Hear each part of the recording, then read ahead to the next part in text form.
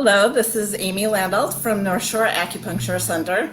And if you missed a series that I started probably 2 weeks ago, I was having conversations with Queen Wheeler about racism. So we were just having hard, unscripted conversations about racism, and Queen continued those last week.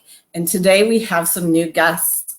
So before I introduce them, just to give you some context for why I wanted to set this up, at the time when I got the idea for this, I was seeing a lot of people post on social media things about being the love and the light and the oneness of human race. And I don't see color, I see your spirit. We're all God's children and we're all the same in God's eyes. And so I was seeing that, which are things that are true, but without the recognition of the reality of the shadow side. And part of that is that if we grew up in this country, we are infected with the disease of racism. So this worried me because I know just from my own experience, I kind of had this awakening maybe in 2016, and I was trying to get rid of my racism and biases without sitting with the discomfort and ugliness of it. So I was trying to meditate with light and love and learn all the right things to say so that I wasn't saying things that were harmful to people. But all that did really was mask the symptoms instead of curing the racism.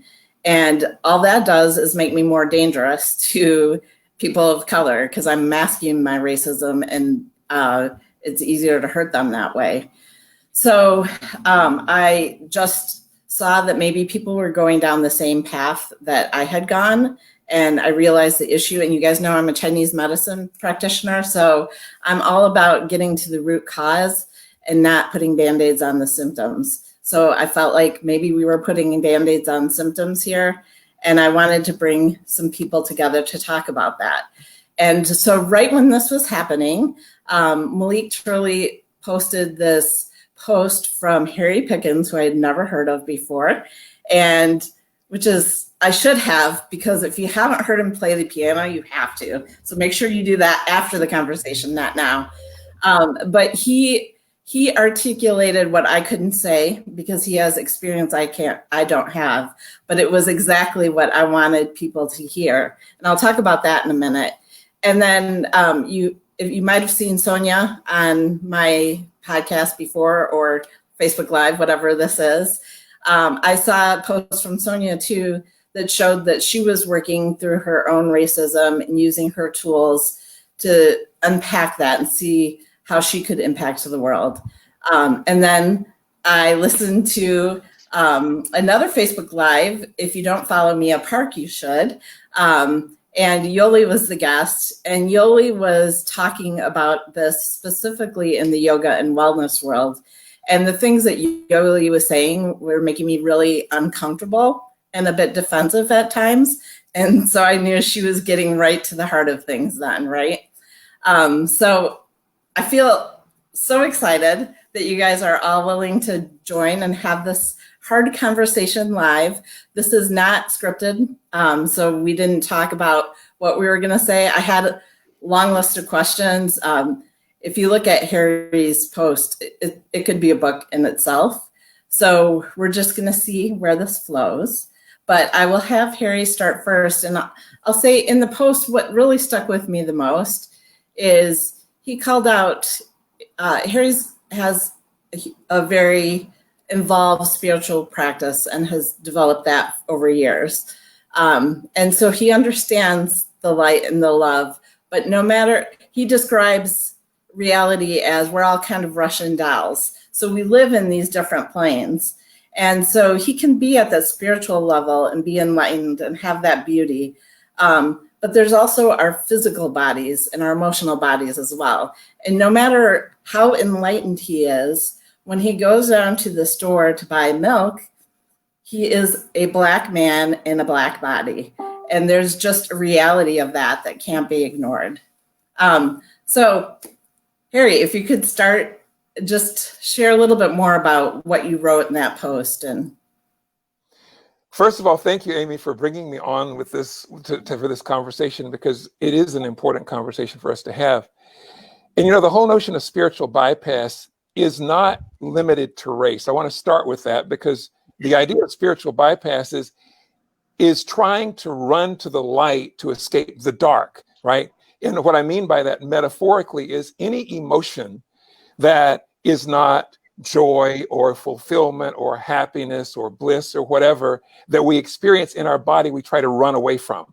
And we often use our spiritual practice as a way of avoiding feeling that emotion or dealing with it. And so the larger context of spiritual bypass brings us to the context of race. Whether or not we are Buddhist or Christian or Muslim or whatever our spiritual practice is, for me, the essence of spirituality, the essence of an embodied spirituality, is being able to be fully present with whatever is. That is, even if you float away to some other universe in your spiritual practice, at the end of the day, we are embodied human beings. And we happen to be embodied human beings who are incarnated at the early part of the 21st century in the United States of America. And what that means is that we are part of everything around us. People talk about oneness. But oneness doesn't only mean being one with the moon and the stars. Oneness also means being one with death and destruction and bleeding and pain and all of those things. And so my post was about the fact that we all live in multiple simultaneous nested realities. I'm one with all that is in a spiritual sense. I am part of Gaia, part of Earth. I am connected to all the plants and all my relations. I inhabit a male body. I inhabit a brown body. I inhabit a body that lives in the United States of America. All of those are nested realities. And when we try to escape any one of them, the other ones come back to kick us in the butt. Whenever we try to bypass any of those realities, if we try to bypass the fact that we're interconnected with all life, that's where we get environmental destruction and climate change. If we try to bypass the fact that I may be in a male and you may be in a female body, then we also bypass a lot of our awarenesses that come from those distinctions. So from the largest perspective, when we bypass any aspect of our incarnate experience, we are corrupting, not deepening our spiritual path. So that's the start. Yoli, would you like to go from there? So Yoli, where are we going to from there? Yoli works in the intersection of Indigenous ways, healing arts, and social justice. So I think we can continue on this discussion of spiritual bypass and where you see people trying to skip ahead to healing instead of being present and grounded with everything that is a part of their life experience. Well, thank you for the invitation, of course. Harry, love everything that you just said. Yes, absolutely. Everything to that. And that was very, very succinct as well. I've been speaking a lot about this in the last week in a few different venues that I've found myself in, whether it's holding space in like a women's series or diversity talks, or again this dynamic space of where I like to work, which is really a preservation and restoration work of Indigenous tradition through a comparative process, which reveals a lot. So really we emerge into these third spaces, and often are in an experience of a self-same reflection. And so when we get to look at this transformation, this potential transformation that's happening at individual and collective levels at the same time, because of the structure of the universe and the truth of existence being paradoxical, it's easy to then just slip into self-hypnosis, where whatever you tell this mind, it believes. And we are in this collective moment where structures that we have really invested ourselves in as being very, very real suddenly are not real. And watching the collective try to process that and not have much practice at doing that. So I'm not really talking about racism, the duality and dualistic structure of racism and anti-racism just at the moment, but Harry brought us to such a fun meta level that, you know, like I want to swim around in there for a second, because I don't usually get to use it. I'm like, racism, anti-racism works like this, you know? So this is way more fun. And, you know, so like when we insert the tools of yoga and meditation and healing arts, unless those tools themselves have been liberated from the same systems of imperialism and colonization and capitalism and, you know, and racism and other harmful systems of oppression, then we've got like you said, we have the disease, we have the problem, we have the imbalance, and then the healing tools themselves are problematic. You know, and so that's a lot of what I've been calling out lately, that, you know, and so then there was like the call to decolonize the tools, right? But even that had a little nuance in it where, you know, no, it's only this cultural setting. No, it's only this cultural setting. So in my practice and in my view, I take things to like the most foundational and fundamental level that I can of like the indigenous practice, the universal indigenous practice. And I think working from there and redefining our tools from a sense of universality of earth consciousness, of planetary consciousness, that we're sort of in some ways liberating the liberation tools. And then we have these wonderful tools to use in our yoga, our meditation, our healing arts, to support ourselves along the journey of, okay, what needs to be dismantled within, what needs to be dismantled in our external structures, how we walk that path. Again, what's kind of falling apart, you know, for example, like the system of how teachings were delivered in the modern era through a guru system, like, and the guru system's going by the wayside, and that is ready to transform into the self-guru system, where the potential is there for you to actually download what you need, or retrieval from your own DNA consciousness, your access to universal libraries of wisdom. You know, like we're coming into a new level of the technology, the spiritual technology of this body, but we can't go there with all this baggage. And so in comes these trickeries of the mind that I describe in this sort of trio of self-hypnosis, spiritual bypass, and then the result of that, which is false ascension. They're like, now I've arrived and I'm going to guide others, you know, down my twisty, windy path to nowhere land, you know, where I'm just blissed out and I'm not really actually blissed out. There is a sacred state of sahaja. There is a sacred state of ecstatic bliss, but it's being in becoming. It's complete spontaneity that is the result of equipoise. And equipoise is the result of oneness. And oneness is the result of traversing one duality after another and finding its sort of exit point. So I described that in its evolutionary structure, not its involutionary structure. Involution is what we do when we practice. We go in, you know. But what most people are practicing is escapism.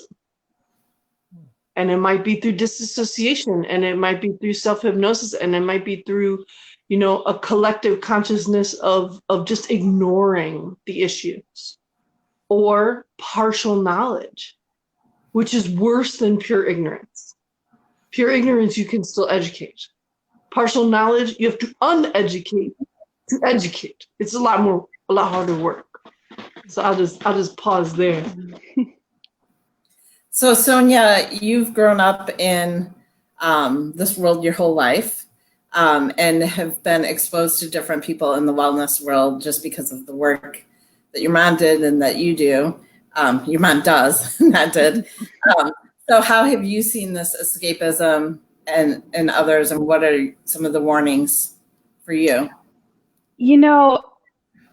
I find that spiritual bypassing period is our plague a lot of times in spirituality. And I find, in a lot of ways, how we haven't been able to learn how to sit with our own emotions, have a culture of real self-reflection, have a culture that allows, and I feel like these are a lot of the different tools that even come in of just being messy and learning and curiosity. I find in a lot of ways, the hard thing around spiritual things is, and a lot of things of like, you manifest your own reality. It's your karma, the bypass of love and light. It, in all the different iterations, it disconnects us from our spirit, from intimacy, from healing, from connection, and from accountability. I really think in the world of that I've grown up in and being connected to your intuition and to spirit is a certain level of accountability. And that also means to see clearly, and if we don't see things clearly, and for a long time, we haven't, we've known that whether we've been accountable to that actually. So for me, I think in terms of dismantling even just all of these different structures, and even in spirituality, and even as a white person, it's this place of having to be to account, and how to really have that be a place of change and healing. So you brought up a hot button for me, that you manifest your own life, and certainly we know we can influence our own life, but there was someone I actually invited to watch this. So maybe she's on, but she had posted about that, all of you Black people that are struggling, you just need to know you manifest your own life. And here's, how wonderful my life is because I'm manifesting. And so my response to her was, a lot of what you say you're manifesting was manifested by your white privilege, and 400 years of oppression and genocide is a lot of what you're talking about right here. You need to understand, and to Yoli's point, she's also teaching tools that are not tools from her culture. Even that piece was looted, because she talks about ancestral healing and other things like that. So what else do you guys have to say about the manifesting? I have a lot to say about that, because I think part of the problem is that none of these spiritual practices and tools, like we live in an atmosphere of culture that's invisible, like water is invisible to the fish, right? And so in the United States, for example, we live in an atmosphere of individualism where the individual is supposed to be the be all and end all, yet the interconnectedness is often ignored. We also live in an atmosphere of transactional relationships. You can call it capitalism or free market or whatever, but we live in an atmosphere that says that I am the most important thing and we are least important. So when you add that to spiritual experience, you add that to mystical experience, you add that to the perversion of manifestation, then you get what I believe to be spiritual sociopathy. It's sociopathic spirituality that separates one from the other. I think part of the problem, sorry about this earphone, one of the problems we have in this country right now is we have sociopathic leadership that is absolutely incapable of seeing anything except the one person's own perspective. And if you go to the DSM-5 and you look up psychopathology or sociopathy, they all have to do with the individual losing their sense of interdependence and interconnectedness with everything else. One of the greatest Buddhist teachers of all time, Thich Nhat Hanh, grounded all of his teachings on the idea of interbeing. That is, we are all intimately interconnected. We are one. We are dependent on one another. And I dare anybody who says I manifest my own reality. If I picked you up right now and put you in Syria, for example, or I put you in some other I put you on the Gaza Strip, I'd like to learn how long it would take you to manifest your reality in an environment where all of the infrastructures that allow you to do that aren't there. Partial truth, not complete truth. Yeah, I think I could go on for a long time about that one. I'm going to stop right there. So one thing that people will say is, maybe this is related to what we just discussed too, but that what you focus on, you give power to. So if you focus on racism, you're giving power to racism and making it stronger. So what's incorrect about their thinking? So if you are living in a house and there's a fire in the house, do you put the fire out, or do you just ignore it and say, okay, I'm going to look outside at the clean air and I'm not going to get burned?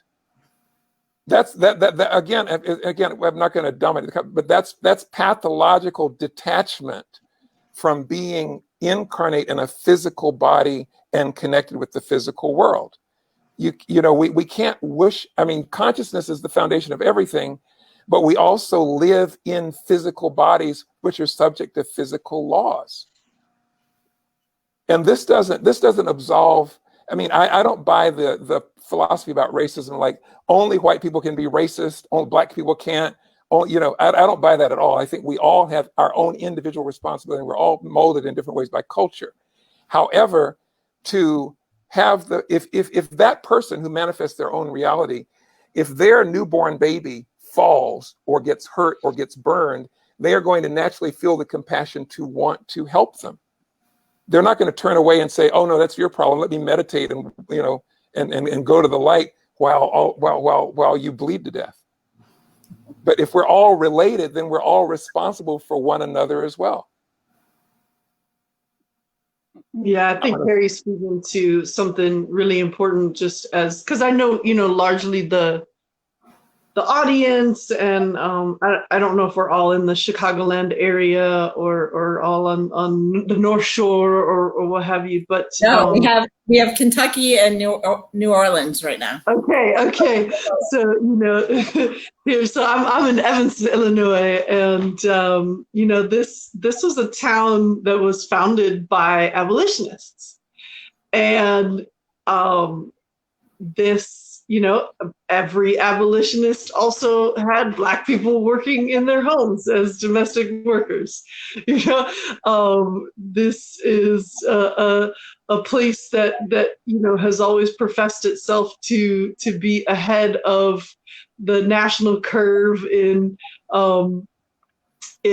social practice and driving social change and social justice, and also still has redlining and historical practices of segregation through real estate and who could live where in which area of town, that still have historical implications today. So we have a body of people that are like really giving it their all to unpack their privilege, but until and unless they're willing to really just come up off something, to actually address the systemic change that has to happen, And then one end that is educating yourself about how the system of oppression enforces itself. And then it's also about looking at exactly what Harry's talking about, this dynamic of oppressor oppressed. This dynamic of intersectionality, as coined by the scholar Kimberly Crenshaw, that we all experience privilege and not privilege at the same time. And that is within a dynamic structure, but that structure is super archetypal. And, so sometimes, when people get really, really fed up, looking at the leadership and the primary leadership of this country, I'm like, yeah, but that archetype and that software sure is a solid software. It never deviates from its programming. Have you noticed? If there's one thing you can count on, these archetypes will just consistently act according to their programming. And so, what are you spinning your wheels on when that energy could be put into you really getting into your uncomfortable spaces, shining the light within? And that may help you also recognize that we are in an inevitable process now, where the light is being shined into spaces that were previously just, these dark, dingy, areas where these imbalances and these diseases and these basically oppressive systems were allowed to operate, just totally unchecked by anyone. And so I think this is an exciting moment in many ways, but it's just too easy for people to not do the work. It's too easy to slip into charity and volunteerism. And then the thing that follows that, which is the patting on the back. It's too easy to say, COVID health crisis, and I'm paralyzed to do anything, and so that's just where I'm at. When essential workers and Black and brown bodies and other peoples of color and peoples of the margins don't get to take a day off for COVID, that's just yet another day. So we're in this incredible compound moment that is presenting us with the potential for quantum change and quantum healing. And that excites me incredibly. But that doesn't mean it's easy. Like, I'm having a hard time too. One thing you said was it's too easy for people to slip back into comfort.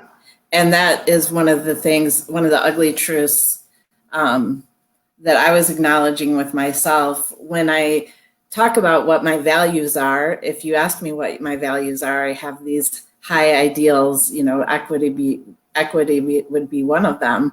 But when you look at the actions that I've taken over the last several years, one of them is convenience and comfort, right? Because I'm spending money. Like, I intentionally wanted to move banks because the decisions my bank was making weren't consistent with my values. And I put off doing that until now.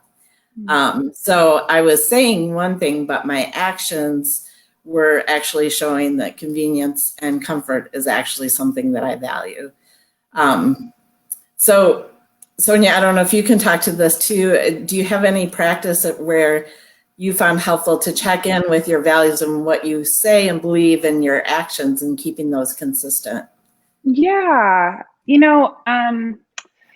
I think for me, two things that are really important in terms of all of this is, and in connecting both of these ideas of in this place of not only self education, re-education, learning and unlearning, of also finding community where I can be accountable. A lot of times we learn, it's like we get a new information that then we want to create or change, but in ways to sort of be able to root that into a wellspring instead of just a momentary action. Like for me, not only getting involved, too, also I think in learning, then finding that connected to my own like wanting to change and how I can help to create change. And I would say other ways for me, it's like reading, learning, getting involved in my community, listening, meditating, writing, finding people who I can just talk with and even be messy. Because I think for me as a white person, learning and unlearning is a messy process. And having to really take accountability and finding places where we can do that. I find that a lot of times the idea of trying to do this perfectly can sometimes stunt growth in one way or another. So, those are just some of the practices that I'm personally using. But then at that foundation of like love and passion for people, that being where it's like, this matters. This cannot go on. And having to keep coming back to that, because it can be easy to get really complicit. It can be easy as everything, the big movements die down to make this into something sustainable. So, having to keep checking back in. So I think accountability was a key and a great lead-in to something else I wanted to talk about here. So Yoli actually also is an educator and helps provide equity and social justice training. Yoli, can you tell us more about your program and what you have coming up? Yeah, absolutely. So I came into this work wanting to, we still have a community organization here in Chicago. We started to support socially engaged yoga. So yoga, addressing accessibility, quality of teaching, cultural competency. And I had originally created this diversity toolkit bridge curriculum as a 6-hour workshop to support teachers of yoga, meditation, and even like healers and things that would go into community settings and just start to become aware of how they, with all their good intentions, may be actually promoting systems of harm, oppression, and racism, and how to start this journey. And I'm all about how. I'm all about action. I do think it's really important to define the problem and to have a shared language, a working vocabulary about how we're defining a problem. But I see so much effort, again, in my community, in particular, just getting paralyzed in this corner of defining the problem and never getting into action. And so it was actually this thought that floated around in my head of just one more thing that I wanted to share in this live stream, that it's transformative work, whether it's spiritual transformative work or the transformative work of anti-racism, the process is the same. That no, you don't catch it in real time until you put in a lot of practice. It's like when you start meditating and then some, I don't know who on earth gave some professing, of truth that you can stop the flow of thoughts. That's not what happens. They slow down, and then When you're space done. grows. It really happens as space increases, and then you'll be like, oh, look at that space. And you're like, oh, dang it, there's that witnessing mind again. And you're like back in the flow of thoughts again. But it's a game that happens, and slowly that space takes over. And then all of a sudden one day you're just like sitting and you're in the space, And then 4 hours later, you get back up and you're like, oh, my back hurts a little, And so this anti-racism work, it's so identical to that like if there's one message I want to share with white people, it's that where I've seen you do the most harm is when you profess that you're an ally and then something racist is happening right in front of you and you don't see it. And I have had that happen so many times in the presence of people who I call friends, who, yes, they are white, and it hurts so much. So when I created Diversity Toolkit, I know 6 hours does not solve anything. But what we do in this workshop is I share with you a map. And the way that map came into being was through one of the many ways that I was raised to think, like, well, you ask your ancestors, if you have a question, then you ask your spirit guides, you tap in. And my question was, how do we reach critical mass? Like, how do we actually achieve change? Because I wanted to make sure that I was directing my actions in the most positive and effective direction. And what came was a medicine wheel. And the medicine wheel is called the New Paradigm Skill Set. And what's on this medicine wheel are these core tools.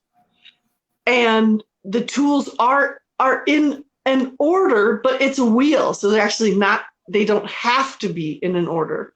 But yes, you can walk the medicine wheel in its typical direction of entering from the east and the south and the west and the north and above and below it. Then, so Diversity Toolkit is actually a teaching of a medicine wheel. And what I'm sharing in that anti-racism and anti-oppression workshop is one tool after another. Like, you leave that workshop, you are up to here, with just like, whoa, tools and things to work on and full. And then it's really about, after that, continuing in the work to build your ability to become conscious in the present moment to both yourself and the systems of racism and oppression, with a very directed goal of liberating the liberation tools themselves. And so I teach this workshop in with a decolonized lens, and Black, Brown, Indigenous, people of color, voices of the margins are who is centered in the space. I am not interested in centering the white experience in that space. A lot of people don't know what that means, and so then we also set that up, as part of the learning. So you can connect with me at my website. I post everything there. That's yogawithyoli.com. And you can find me on Instagram at Yoli Yogini. I post things there. Also on Facebook, just search Yoli Maya Yeh. And I'll be having an upcoming training in July for the public. And then I do that training with institutions, healing institutions, education facilities, healing arts, yogic arts, meditative arts. And often what we're doing is institutional and policy work with those education facilities as well, which is very powerful. So it's not really just about the practitioners, but also the conduct, the ethical conduct of the clinics and the schools, and as deep as we can embed the work. And do you do coaching for people after? Like, is it possible to do individual coaching as well if you need help applying the tools and continue? Yes, because most people need help. Then, you go and you do some work and you need to, check back in, or at the institutional level, nonprofit, for-profit, whatever. I've worked with groups from healthcare centers to integrated clinics, chiropractic associations, to yoga studios, meditation centers, like kind of feeling into that yoga and wellness industry. And so especially when we then go and we work at the leadership level, and then continued coaching also at the leadership level, of how we can continue to sustainably and successfully institute change at those levels of institution and policy. So I work on individual, institutional, and policy levels, and and have some hopes for the future. All right. And Harry, can you tell us more about what you're doing next? Yeah, before I do that, I'd like to share with the people who are listening sort of a summary of suggestions that I think are important, because I've gathered a lot from their conversation. And there's really three things, and they're pretty simple. One is emotions. All emotions are valid. Moral outrage is a really good, valid emotion. If you're a mother of a child and someone tries to attack your child, becoming angry at that person is a really healthy thing. If your life is threatened, it makes sense to be afraid. If you see other people being wounded, it makes sense to feel grief. So we don't want to bypass those emotions. We want to use those emotions to open us to action. That's the first thing. Seemingly negative emotions have a really solid function in they mobilize us to action, number one. Number two, I think it's important, speaking to white folks, to learn history. Learn the history of the United States of America, because what is most disconcerting for many folks who've grown up white or privileged in those ways in this country is realizing that the story you've been told about the country you live in and the actuality are not the same. So I believe it's important to realize that issues of black and white cannot be solved with black and white thinking. So, for example, we think of Thomas Jefferson as a hero. Great, he wrote the Declaration of Independence. He was brilliant in many ways. And Monticello, 80% of the people there were enslaved people. When Thomas Jefferson was 44 years old, he raped 16-year-old Sally Heming, who was an enslaved woman. Okay, so he was a great man, a great statesman. He also, how would you feel about a 44-year-old who raped your 16-year-old daughter and then kept her in the room next door and would never let her out? Okay, so the complexities of American history are nuanced and complex, and they are not easy to deal with. And we have to develop the spiritual capacity to take all of that in. Okay, and the third thing that's really important is to connect in community with other people who you can be accountable for, but also where you can explore these tough issues in a safe space. Because it's really important to realize if we're actually going to change collectively, we do have the Russian dolls, and we have to both acknowledge the identity of our bodies and race, and we also find ways to connect as spiritual beings. So none of this is easy or simple, and looking for simplistic solutions doesn't serve us. So we want to make sure that we connect with community where we can explore those things. So honor all of your emotions. Do the work to really learn the underbelly of American history and global history, so we see it not as this American exceptionalism, we're all great and wonderful, but we see the complexities. And thirdly, connect with community. So the work that I do is, as far as allies, I help people who are aspiring allies become masterful allies through psychospiritual work. What that means is, for example, if the journey from denying the realities of race, for example, you start with acknowledging, you start with learning. You move from acknowledging, which is just mental, to witnessing, is actually seeing. I mean, so you look at the picture of Emmett Till's body, or you see George Floyd, and you actually allow your eyes to take it in. The next step is metabolizing it, feeling it in your body, allowing your system to actually absorb the horror of that experience. Then that's when then the alchemy comes. That's the transformation spiritually, so that you can hold all of that pain within a larger context of compassion and love. Because then you can reach the fifth step, which is co-creation, actually acting in a way that's creative and productive. If you can get stuck at any stage, you can get stuck in denial, you can get stuck in overwhelm or dissociation or whatever. But if you can work through those stages, and that's what I help people do, you get to the alchemical place of transformation, then you cultivate what I call eyes wide open inner peace. That is, you can be in the face of hell. You can stand in the middle of hell and you live in heaven inside yourself. So then you can be an instrument of love and possibility. So the best way to get in touch with me is to follow me on Facebook, Harry Pickens at Facebook.